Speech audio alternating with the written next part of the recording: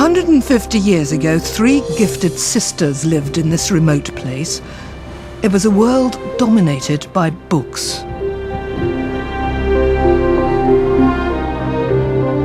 From childhood, they all read voraciously, and in turn, they created their own stories.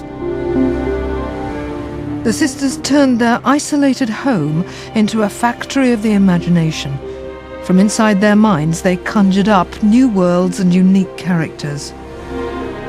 They were the Bronte sisters, authors of masterpieces such as Jane Eyre and Wuthering Heights. For all their love of books, the Brontes could have had no idea what happened inside their brains when they read and imagined. Only now, modern neuroscience has shown that the effects of reading can be more extraordinary than they could ever have dreamt. New imaging technology like fMRI scanning allows us to observe the living brain at work. It's shown that reading, something most of us take for granted, can help unlock remarkable powers. Reading builds new connections in the brain, which in turn allow us to use written words as stepping stones to understand other people's worlds. A good book literally has the power to change you.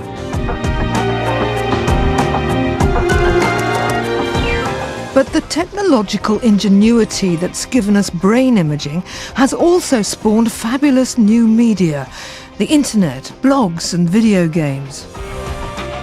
It's a digital revolution that some think challenges the old world of reading. Time to show why, more than ever, reading matters.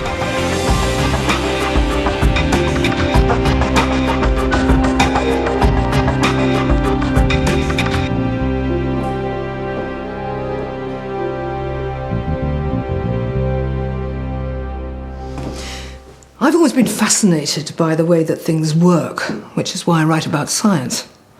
The most fascinating thing of all is this, the human brain. It's probably the most complex machine in the universe, and in some ways it's the most powerful too. In fact, it's so powerful, it's even starting to understand itself. When I started writing about psychology, the brain was effectively a black box. We knew what it looked like inside, but what was going on in there was anybody's guess. We could only surmise it from the behaviour that it produced. But that changed in the 90s when we got new imaging technology which, for the first time, could look inside a working, living brain and see what was going on. Since then, we've learnt a great deal about the brain, including the surprising extent to which it's shaped, quite literally, by experience. Lots of our cognitive skills, like speech, for example, are wired in, but others have to be custom-built into each individual. And these include what is perhaps the most crucial one of all, our ability to read. And that's why, although most of us take it for granted, reading is so remarkable. Reading and writing don't come naturally, so to do it, the brain must change. Human beings were never born to read. We were born to speak. We were born to see, smell, hear, but never read. What the human brain had to do was to rearrange its existing parts. So, how did the human brain that evolved to speak make the leap to literacy? How did our brains get from recognising this to knowing what these abstract marks on a page sound like and understanding what they mean? The first clue comes from the long history of our species. Our distant ancestors lived by hunting. That may not seem to have much to do with reading a book, but successful hunting depends on visual skills that would tens of thousands of years later prime the mind to read. These early humans needed to recognise fine differences between shapes, say between a useful stick and a deadly snake. Barely visible animal tracks could warn of danger or of opportunity, and honing these visual skills could mean the difference between life and death. Then, 5,000 years ago, those skills were adapted to serve another purpose altogether when we invented the alphabet and started to read. Ancient hunters became modern readers. Part of the reading process involves areas that were and are being used for object recognition. So our ability to use our visual areas to immediately know whether that object is prey or predator is actually being recycled for us and able to be automatically recognizing symbols. Today, it's impossible to imagine a world without trillions of words on street signs and hoardings, in newspapers, books, magazines, and on the internet. We live in a world saturated with written language. So, how did the brain get rewired to read? To understand how we do new things, which we do constantly, you need to know two key things about the brain. One is that it's modular. That is, different bits of it specialise in doing different things. And the other is that it's plastic. The bits change. The modules work together to produce an almost infinite range of behaviour. You could think of it as a sort of Lego set that can be built up to do one thing and then dismantled and built again in a different way to do something else entirely. Same bits, different function.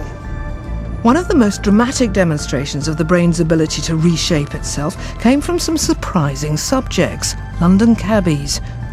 Their brains provided the living data for a now famous piece of neuroscientific detective work. It looked at a bit of their brain called the hippocampus. It's the bit sort of right in here. And it's the bit that we all use when we're finding our way about. It helps to code and retrieve knowledge about space.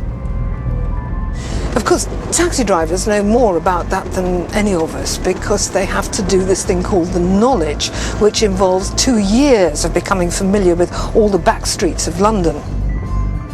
What the researchers found when they looked at the cab driver's hippocampus was that that bit of the brain was measurably bigger than it is in ordinary people. Right now, if you looked at this guy's brain in a scanner, you'd see that his hippocampus is firing away like crazy as he finds his way around these streets.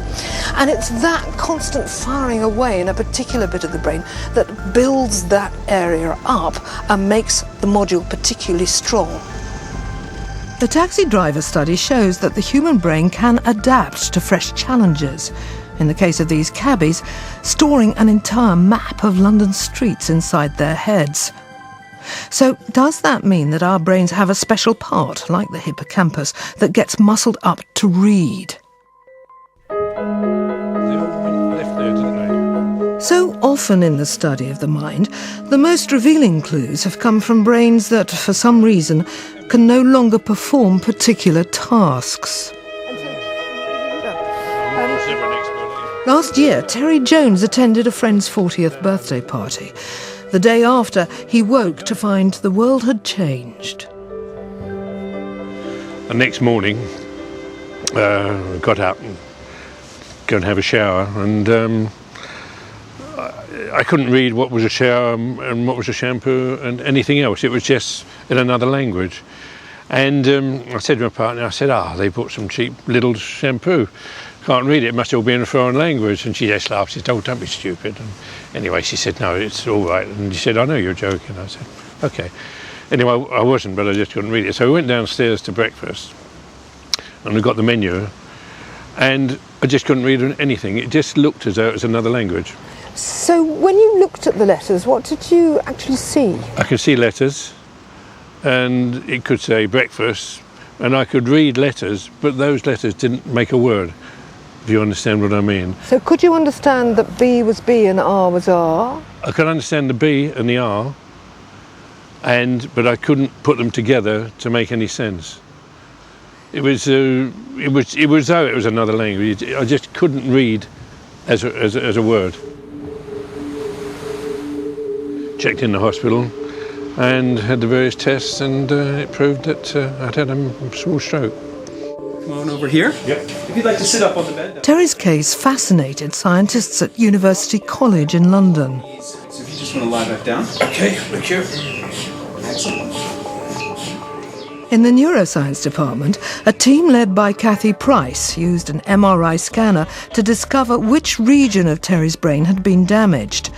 They hoped it would help to pinpoint the parts of the brain normally involved in reading. You can see it here, so we've got 3 angles of the brain here.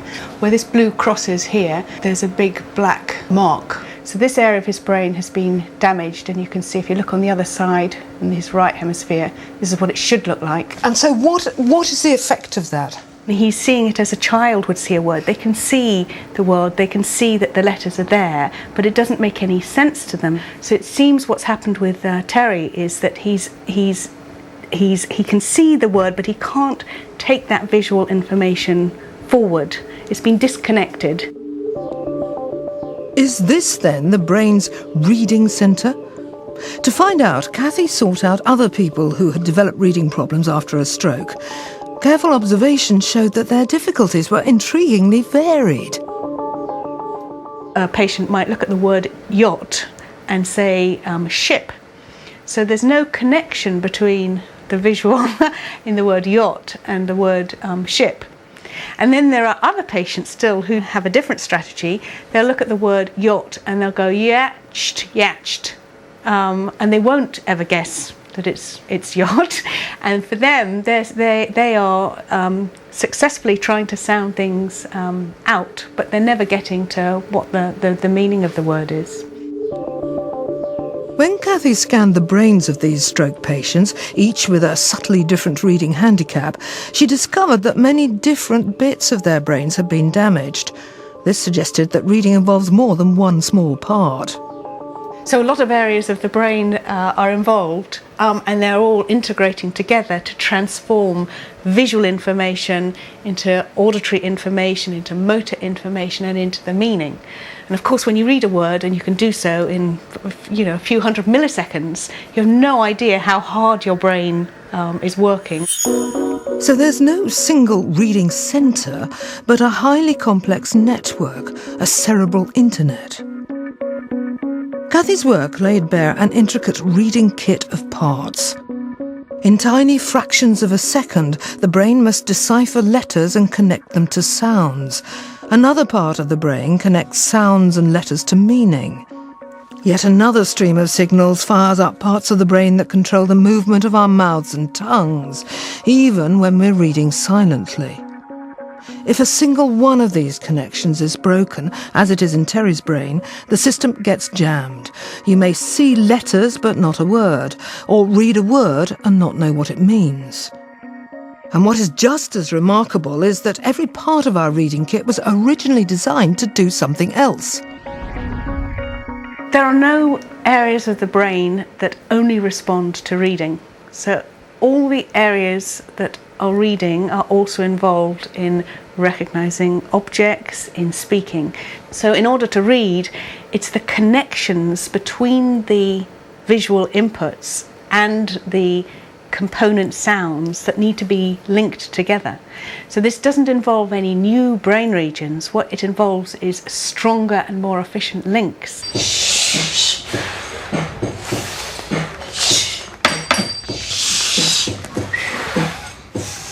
So how do our brains grow these intricate reading circuits? These children are about to embark on a remarkable journey, the same one our ancestors took when they invented the alphabet 5,000 years ago, and that Terry has taken in reverse.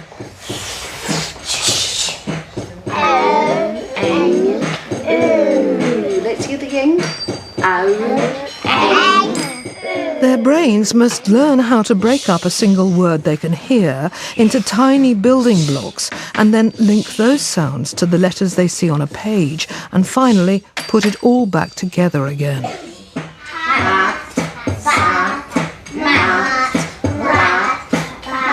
For these young brains, forging links between sound and alphabet is one of the biggest learning challenges they'll ever face. And for new readers, one language is particularly tricky. I think English is very tough to learn to be literate in. Most of the world's languages have syllables like you might find in the word baby or cocoa. They're just a consonant sound, a vowel sound, a consonant sound, a vowel sound. Whereas in English we have very complex syllables. We have syllables like stamp or break or bridge, where you've got lots of sounds in that single syllable. So a child learning to be literate in English has to first of all represent that package of sound very clearly, which is the phonological side. And then they also have to learn which bits of those sound packages correspond to alphabetic letters when the letter sound correspondences keep varying. But perhaps making them do that extra bit of work is also good for the brain.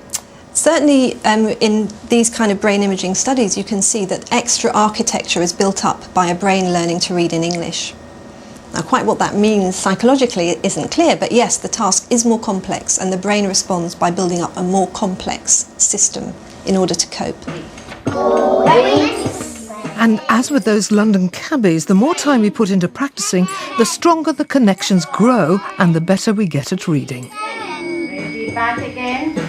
We can make an analogy with your muscles, that we might have the same muscles, but a bodybuilder will build up their muscles so that they're bigger than somebody who wasn't a bodybuilder. And likewise with the brain, you can see that when you become good at a particular skill, you can actually see the brain structure changing and growing to accommodate the new skill. And likewise, if you give up on a skill, you can see the brain shrink back down again. You'll be able to use two. In other words, use it or lose it. Shoot the troll. The reading brain is a precious thing, and to keep it on top form, it must be maintained. According to a professor of English literature here at Liverpool University, there's no more powerful way of doing that than tackling the masterpieces of our tough mother tongue. And he's looked to brain science to show why.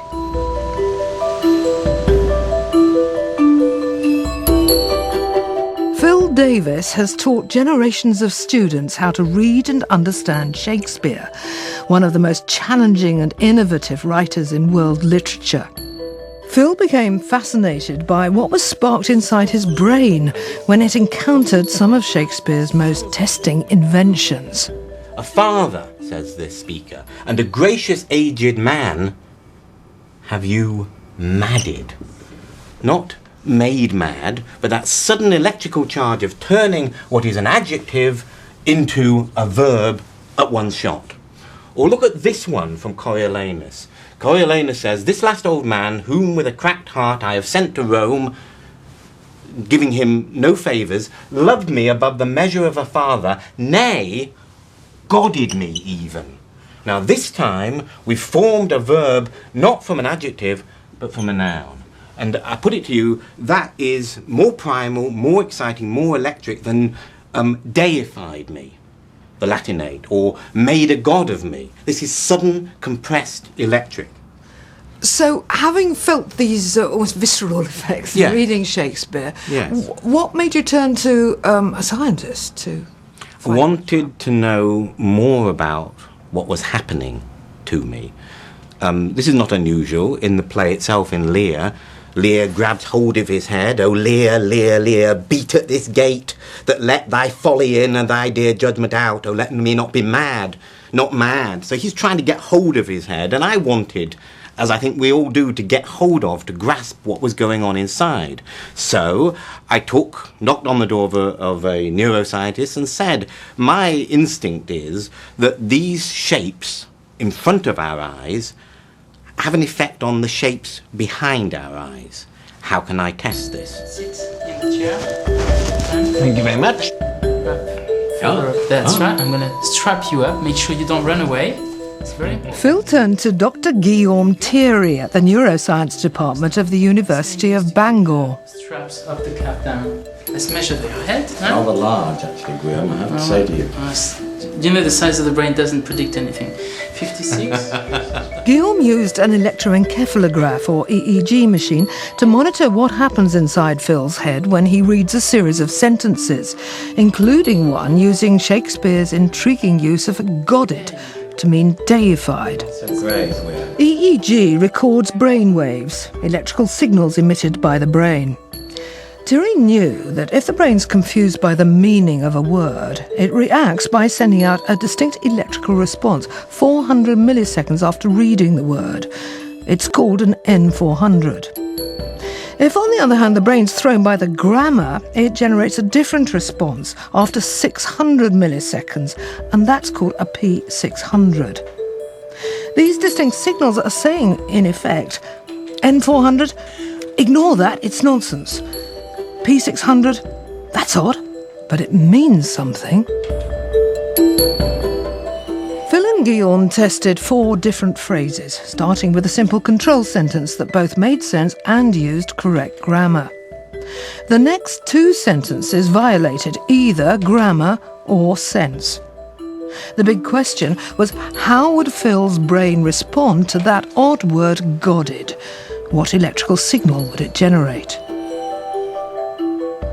After analysing data from 20 other subjects as well as Phil, Guillaume revealed his results. So let's take the first one. They thought so well of the hero that they deified him. And in that case, you get neither an N400 nor a P600. So there is no sign of grammatical violation or semantic violation. Essentially, this is the brain saying nothing special here, nothing to react to. It's just, this is life. It's our baseline, basically. It's where we start from. And then we can look at the different... It's communication, and honestly, it's dead boring. So we're not interested in that. No. So which one would you like to take I would definitely leave the functional shift for the end. Because that will be more exciting for the viewers. So to keep the suspense, I would rather keep the last one. So let's go for they thought so well of the hero that they printed him. It's obviously semantically inappropriate. And what you're getting here is an N400 variation. An N400 because it doesn't make sense to say they thought so well of the hero that they printed him. So an N400 is basically the brain showing, oi, this doesn't make sense. It does make sense. Yeah. Exactly. Okay. And that's the kind of response we would expect. That's what we got. So this is very nice. So here, in this collaboration, is sentence number 3. They thought so well of the hero that they candled him. What we get is both an N400 and a P600. So we can tell that the brain is both shocked in terms of the content, the meaning, and also shocked about the form. So the brain behaves quite differently if it's shocked because it's a syntactical error. Absolutely. As from if it's shocked because it's a meaning error, 2 quite separate processes. Completely different processes. So, 4th, last but no means least, Shakespeare, or Shakespeare diluted.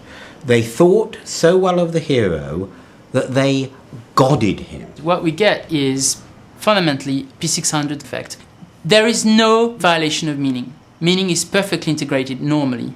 But the grammatical structure, the grammatical disruption is produced. So there's a big P600, a big kick on that word. That's right. But nonetheless, unlike with candled, there is no N400. The brain says, I can accept this. So essentially what Shakespeare is doing is every so often, just when he thinks the reader might be getting a bit relaxed and knows what's coming next, he'll throw in a kind of oddball word to get attention going. You couldn't find a word that's more appropriate, actually. Is basically throwing in something that is going to be surprising, generates, activates these responses from the brain that are really genuinely oddball detectors.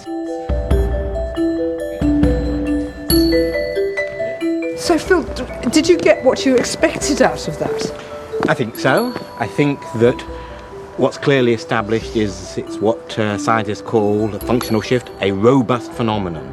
That's to say, it works every time, and Shakespeare uses it often enough for us to be able to infer he knows that is an important instrument. I would say it's like an evolutionary tool. That's to say, it raises levels of attention. It primes the mind for difficulty. And the chances are that it may be that it leads on to the mind being ready to take different pathways from the obvious one. It primes. Phil and Guillaume's unique experiment shows that Shakespeare's literary trick literally electrifies the brain. The expressive use of a noun as a verb acts like a neural kick, snapping the brain to attention. Shakespeare also uses a more common trick to rivet attention. He spins a good yarn. French writer Marcel Proust called stories the divine pleasure. It was one so intense that it made him reluctant to lift his eyes from the page.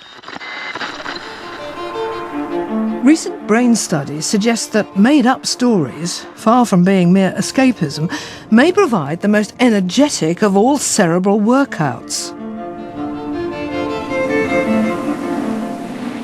Miss Catherine!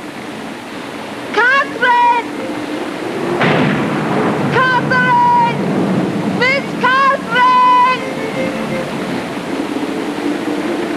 Catherine!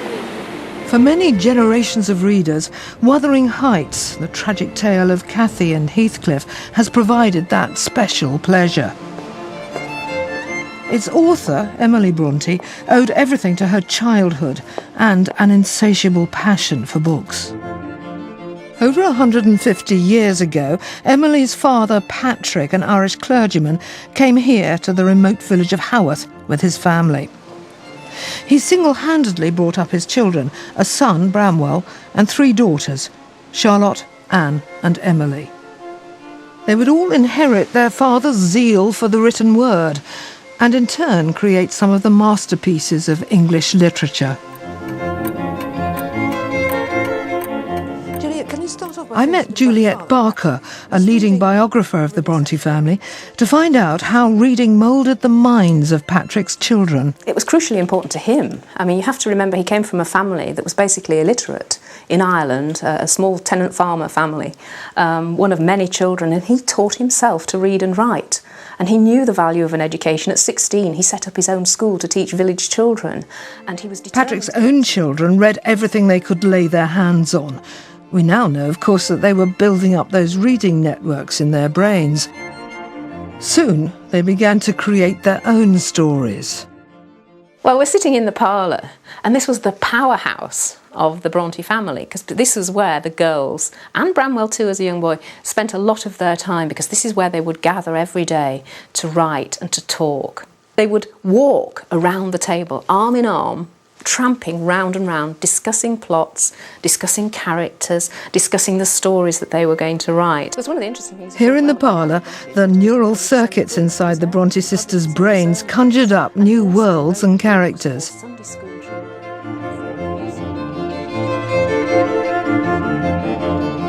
They called their imaginary realms Angria and Gondal. Even in adulthood, Gondal meant everything to Emily Bronte and directly inspired her one completed novel, Wuthering Heights. With Emily, she might be doing the housework, she might be baking bread, but she could be thinking about her imaginary characters all the time. So Gondal was crucial to her, and she couldn't break away from that. So Wuthering Heights is literally a continuation of Gondal. Particularly the figure of Heathcliff, this misanthropic, violent character. Cathy. In a burst of creativity, the story of Heathcliff and Cathy poured from Emily's brain onto the page. And yet, she is not here. She's on the earth.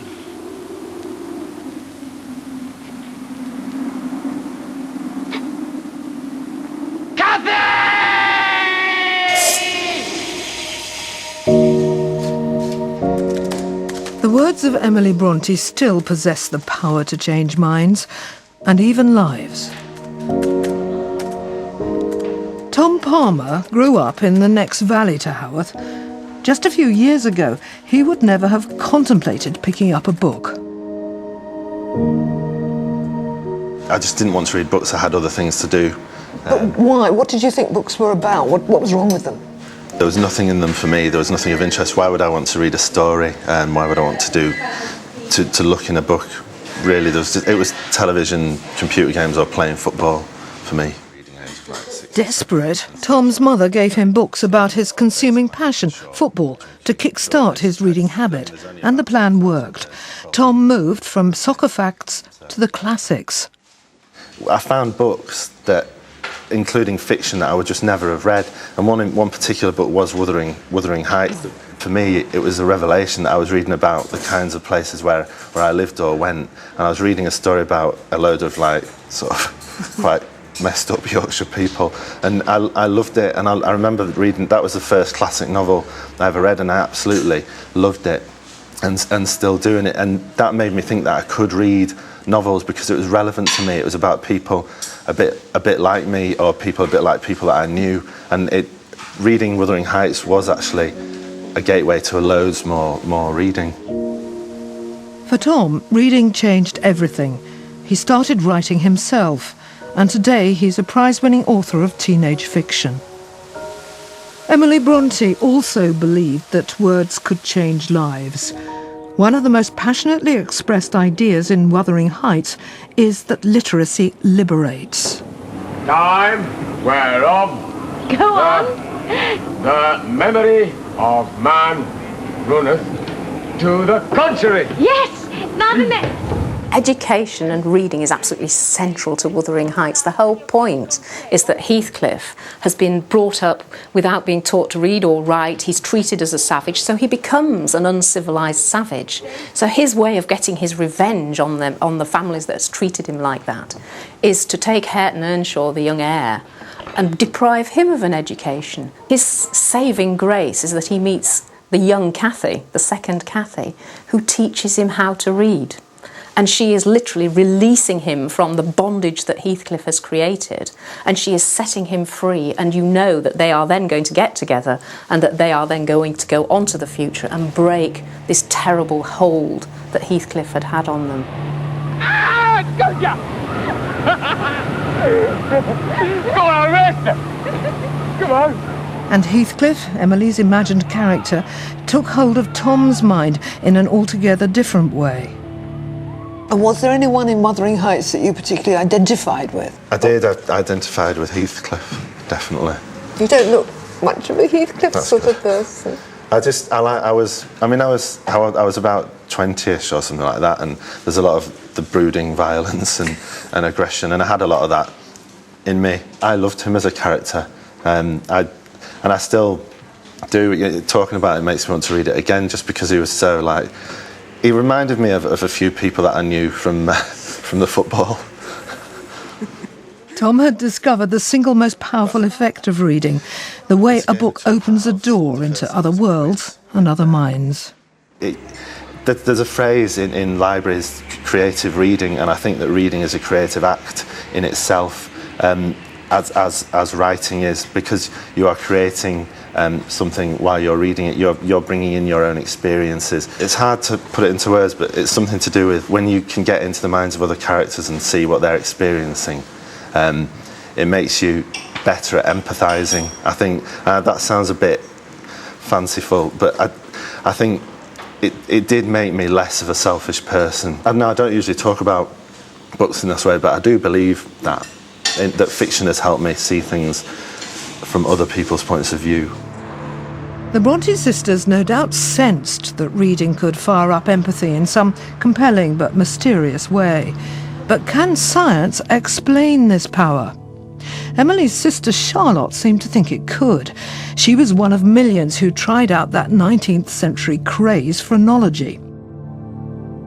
Phrenologists measured the different bumps on the head, claiming they revealed what kind of mind lay beneath. They thought that the size of the bumps provided evidence of various human capacities, such as the ability to form friendships or to feel sympathy. In other words, how good our brains were at empathising. Phrenology was nonsense, of course, but it wasn't so daft of Charlotte Bronte to be interested in it, because actually it was the brain science of its time. And actually the idea wasn't so daft either. Today, neuroscientists are intrigued by our ability to empathise, what Tom Palmer called getting into the minds of other characters.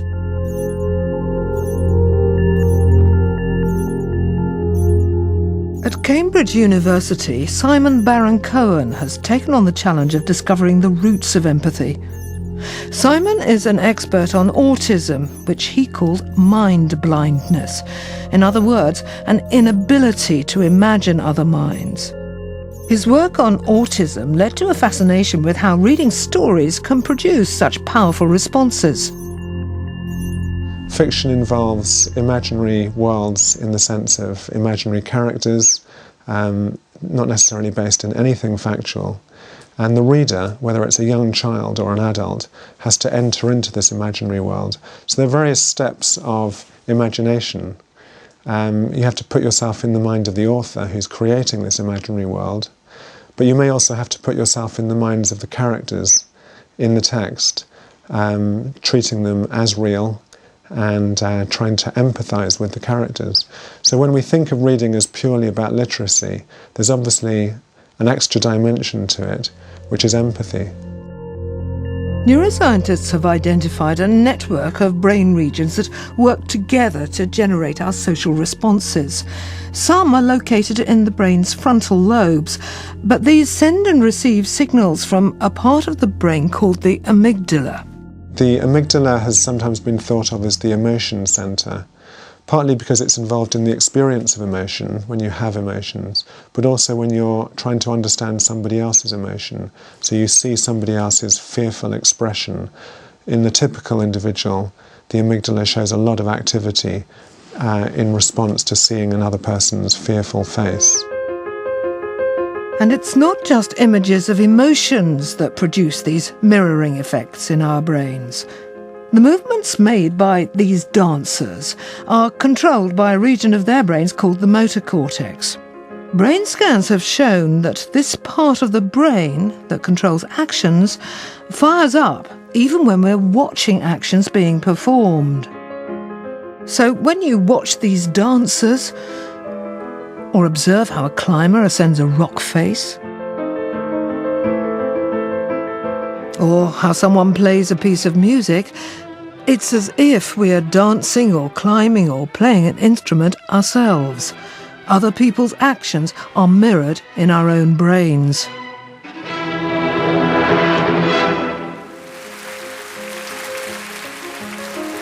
In fact, we are hardwired to experience empathy, as scientific work on our close evolutionary kin has shown. The way this mirroring works was discovered really by accident. A group of researchers in Italy were trying to find out exactly what neurons would fire in a monkey's brain, a monkey like these behind me, when it did a particular action, which in this case was grabbing a banana. During a lull in the experiments, the researcher happened to reach out and grab a banana for himself. As he did so, to his surprise, the neurons which were active when the monkey had reached for the banana were seen to fire up again as the monkey saw the researcher making the same action. It turns out that in humans as well as in monkeys, there are particular brain cells that fire up not just when you do a particular action, but also when you see somebody else doing that self-same thing. So you don't have to think about how a person feels when you see them doing something, because your own brain is doing it as well. What that researcher discovered by accident was empathy in action. So when we watch people doing things, we don't have to work out what they're feeling, because we automatically feel it a little bit ourselves.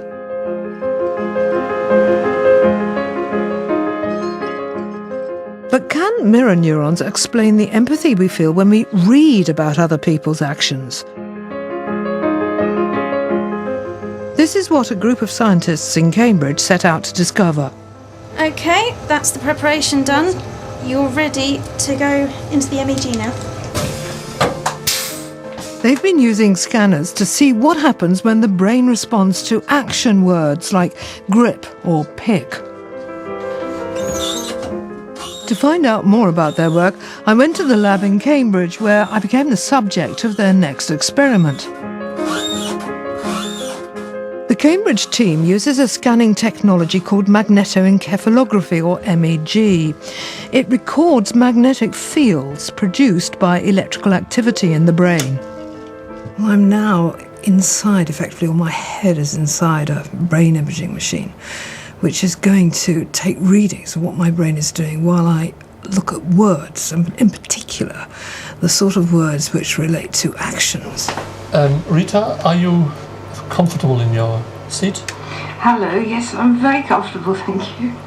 Okay, then we are ready to start the experiment. Remember not to move and not to blink too frequently. Okay, I'll try. So there we go. An MEG scanner gives a more complete picture of brain activity than an EEG machine, the device used by Phil Davis. It's a little like a movie compared to a series of snapshots.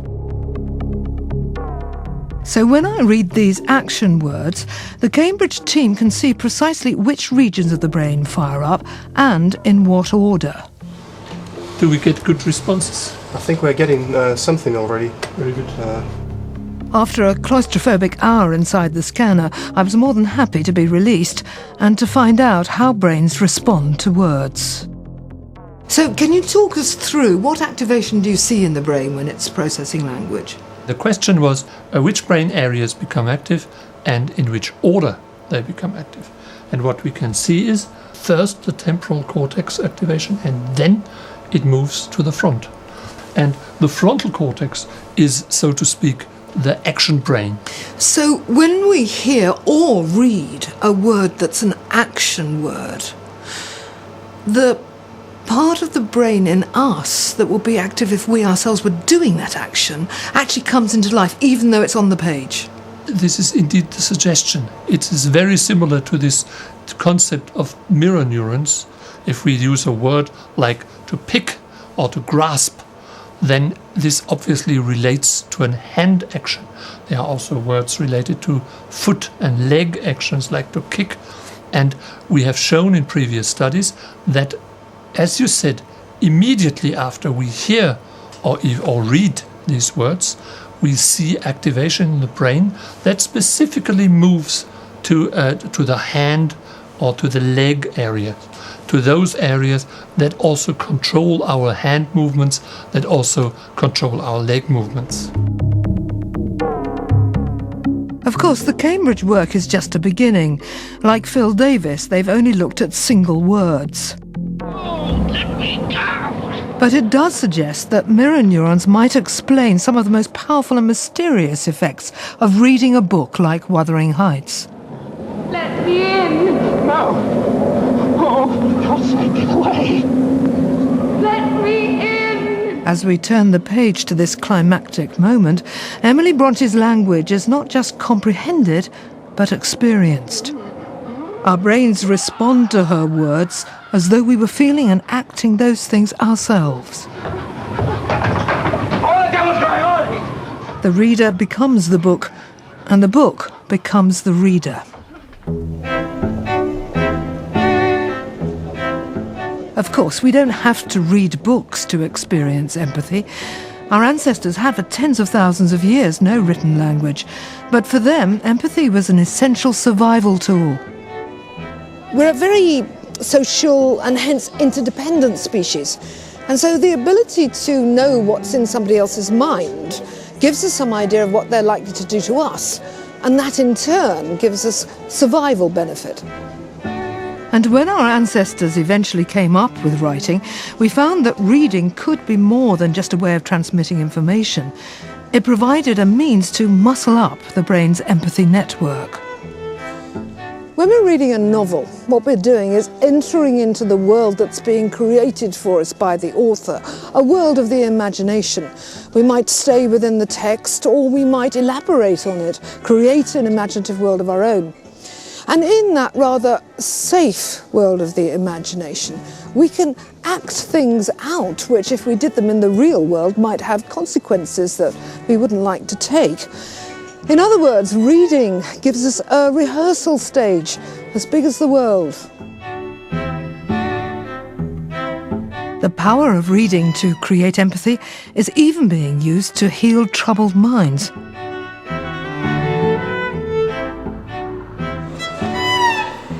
Get Into Reading was launched in Liverpool and started with the traditional idea of a book group. I think that's the worst motive you've given yet for being the wife of young Linton. But this one is different. The readers here suffer from a range of psychological disorders like depression. When I arrived, the group had got to a key chapter in Wuthering Heights, the one in which Cathy agonises over whether to choose conventional Linton or the brooding Heathcliff. Every Linton on the face of the earth might melt into nothing before I could consent to forsake Heathcliff. Stop there.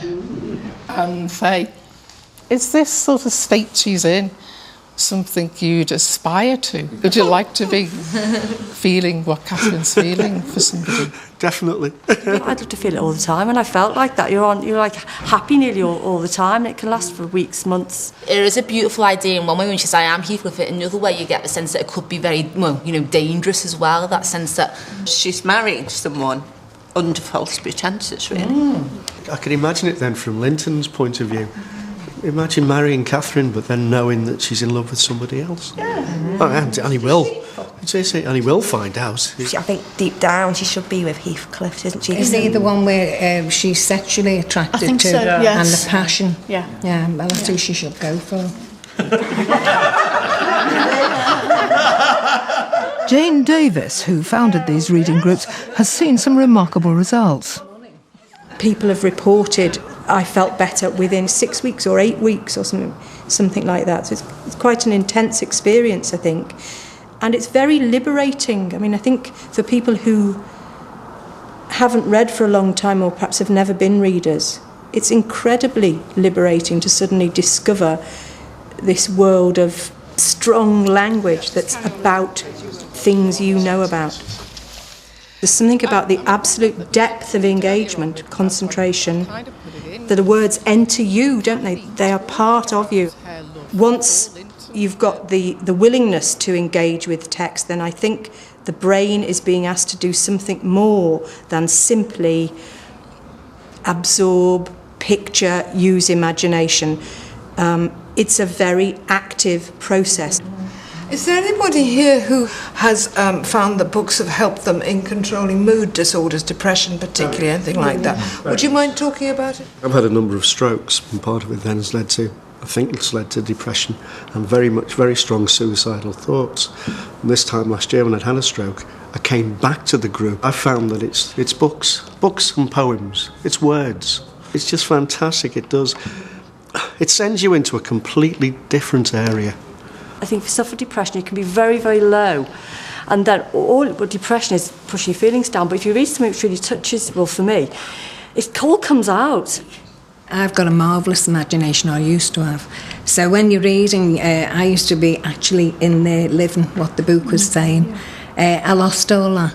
So I am now learning that bit by relearning it, how to, get back into living in the book again. My daughter said to me that reading has done more for me than any antidepressant could do.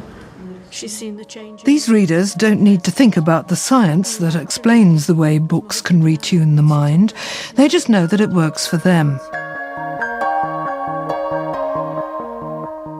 We too may not be aware of our neural circuits changing as we read.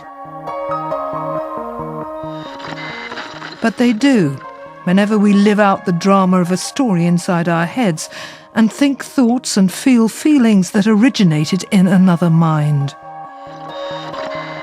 Single words can have a literally electrifying effect on our brains.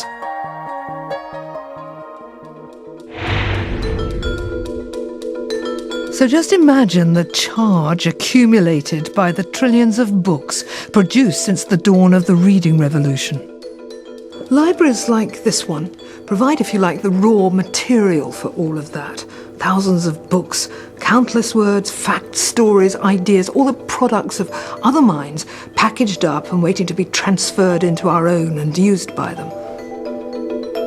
But the appetite for knowledge that generated mass literacy has spawned brand new media that some believe challenge the status of reading itself.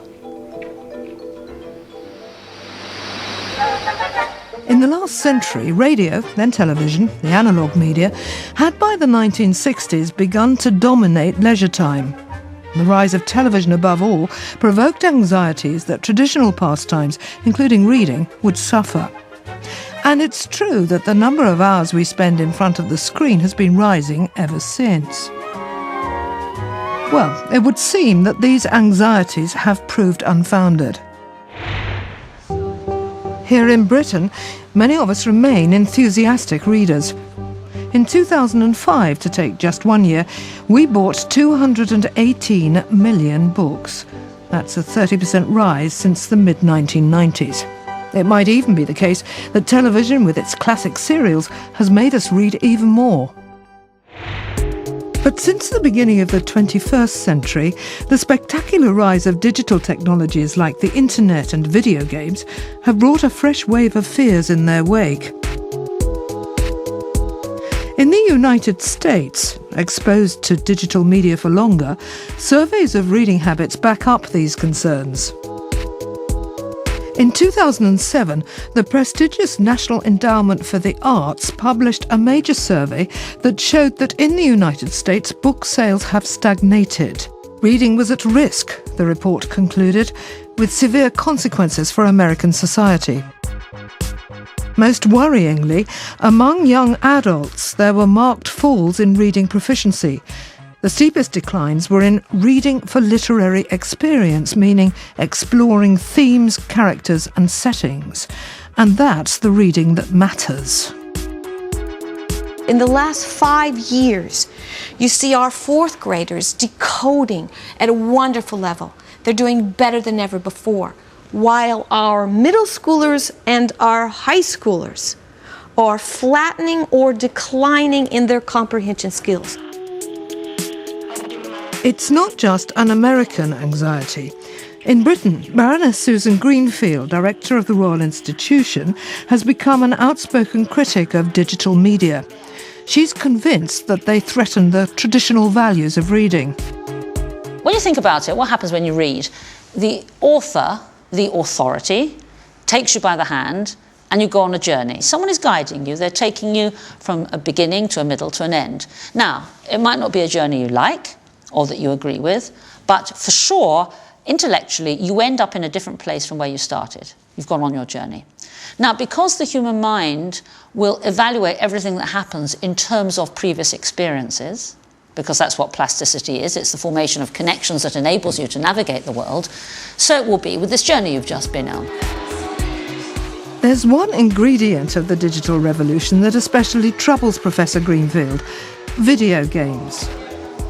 The whole difference between, let's say, computer games, which emphasize process, here and now experience, the thrill of pretty much instant gratification as you win the princess or slay the dragon, is very different from reading, which focuses on content, on narrative. And my own view is it is content, it is meaning, whether it has seen one thing in terms of something else, a narrative that gives a meaning to life beyond the here and now. But is Susan Greenfield right? Does gaming satisfy just instant gratification? And does it really deny the values of traditional storytelling? This is the Game Base in Piccadilly, a paradise for video game enthusiasts. I wanted to ask these gamers what they think. What's the aim of it? What you do? It's just to kill people. Just kill each other, really.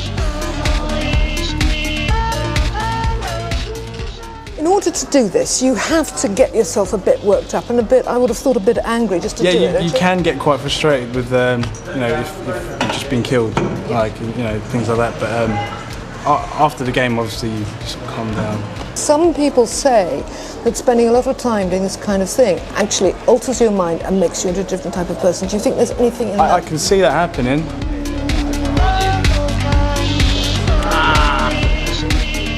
Do you think, and amongst the friends and amongst the people you know, do you think it's an either-or thing, that either you're on the computer or reading books? I think nowadays, well, I don't think many people read not as much as before. Why do you think that is? Because it's easier to just play a game, isn't it? You have to exert yourself as much. These vox pops don't add up to scientific evidence, and they don't reflect the intensely social and often cooperative nature of much online gaming. But according to Greenfield, if people choose to play games rather than read, they might lose that single most powerful effect of reading: empathy. When you play a computer game, to rescue the princess is meaningless. You don't care about the princess, do you? You don't care about what she's feeling or thinking. She strikes no associations with you. She's something to be rescued as simply the prize, the end point of the game. Whereas when you read a book, you care about the princess. That's why you're reading the book, because you're caring about what she's feeling and thinking, what's going to happen to her. But not everyone agrees. Novelist Naomi Alderman won the Orange Award for New Writers with her book Disobedience, set in London's Orthodox Jewish community. Naomi also designs video games, most notably Perplex City, which is played by hundreds of gamers in an imaginary city of the future. Why do you think people are so worried about computers? I think people get very concerned about seeing their teenagers locked into playing video games and becoming very involved in them, and that's all they want to do, play video games.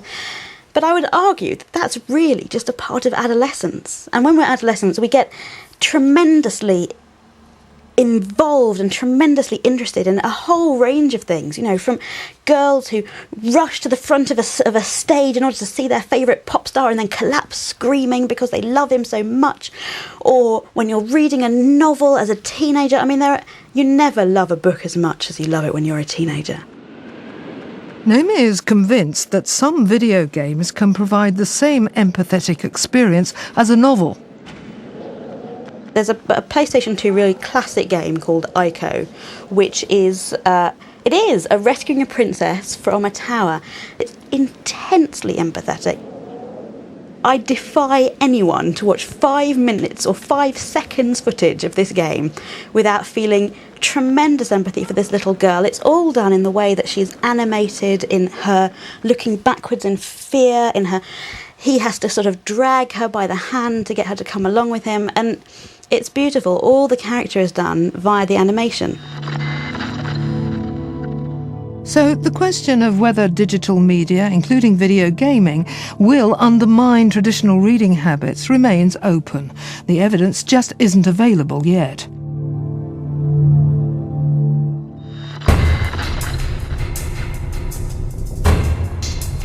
In the 5,000 years since our ancestors invented the alphabet, our brains have been on an amazing journey.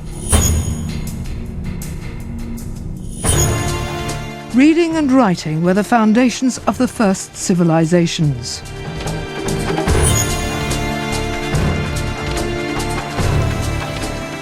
"500 years ago, the invention of the printing press began to shape the modern world. And the journey continues. Our reading habits may change as electronic media becomes as familiar as this process here, but reading itself will remain the key to a wider world, just as it was from the Bronte sisters in that Yorkshire vicarage. It gives us the chance to step into a bigger world and to see it in a different way. It can even transform lives. That's why today, as much as ever, reading matters.